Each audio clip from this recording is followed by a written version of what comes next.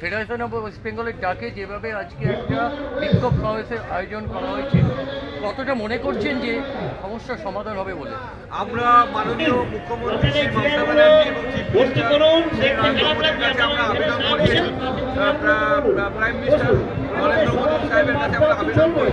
Actually আমরা দীর্ঘদিন ধরে ট্রাকওয়ালারা, গাড়িওয়ালারা আমরা অত্যাচারের সম্মুখীন, এবং আজকে আমরা এত অত্যাচার সহ্য না করতে পারে দেওয়ালে পিঠ থেকে গেছে, এবং আমরা আজ কলকাতায় ধর্মতলায় অভিনন্দন জানিয়ে বক্তব্য শুরু করব। সময় খুব কম।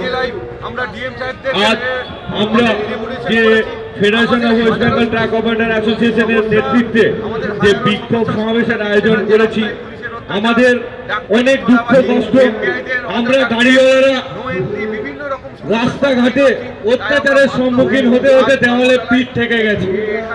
আমাদের গাড়িওয়ালার অবস্থা শেষ, তাই আমরা এই বিক্ষোভ সমাবেশ করেছি আজকে, যাতে রাজ্য সরকার কেন্দ্র সরকারের দৃষ্টি আকর্ষণ করতে পারি। আমরা নন পলিটিক্যাল অর্গানাইজেশন সারা পশ্চিম বাংলার সমস্ত জেলার ট্রাক অ্যাসোসিয়েশনের নেতৃবৃন্দরা এখানে উপস্থিত আছেন। আমরা রাস্তাঘাটে গাড়ি চালাতে গেলে পুলিশের তোলাবাজি, ডাকপাটির তোলাবাজি, এফআইআর অত্যাচার, অযথা কেস, টায়ার ফাটা, কাঁচ ফাটা, ভুলভাল কেস, সিট বেল্ট লাগানো, বিভিন্ন রকম সমস্যার সম্মুখীন আমরা হই। তো বেশি কিছু বলবো না, অনেকে বক্তব্য রেখেছেন।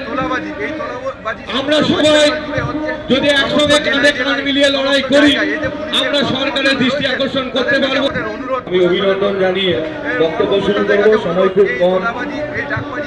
আজ আমরা যে federation of West Bengal truck operator অ্যাসোসিয়েশনের নেতৃত্বে যে বিক্ষোভ সমাবেশের আয়োজন করেছি, আমাদের অনেক দুঃখ কষ্ট, আমরা গাড়িওয়ালারা রাস্তাঘাটে অত্যাচারের সম্মুখীন হতে হতে দেওয়ালে পিঠ থেকে গেছে।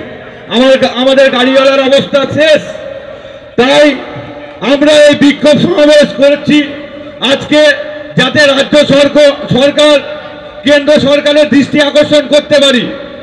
আমরা নন পলিটিক্যাল অর্গানাইজেশন সারা পশ্চিম বাংলার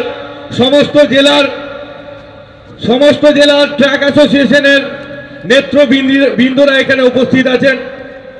আমরা রাস্তাঘাটে গাড়ি চালাতে গেলে পুলিশের তোলাবাজি, ডাকপাটির তোলাবাজি, এফআইআর অত্যাচার, অযথা কেস, টায়ার ফাটা, কাঁচ ফাটা, ভুলভাল কেস, সিট বেল্ট লাগানো, বিভিন্ন রকম সমস্যার সম্মুখীন আমরা হই। তো বেশি কিছু বলবো না, অনেকে বক্তব্য রেখেছেন। আমরা সবাই যদি একসঙ্গে কাঁধে কাঁধ মিলিয়ে লড়াই করি, আমরা সরকারের দৃষ্টি আকর্ষণ করতে পারবো। এই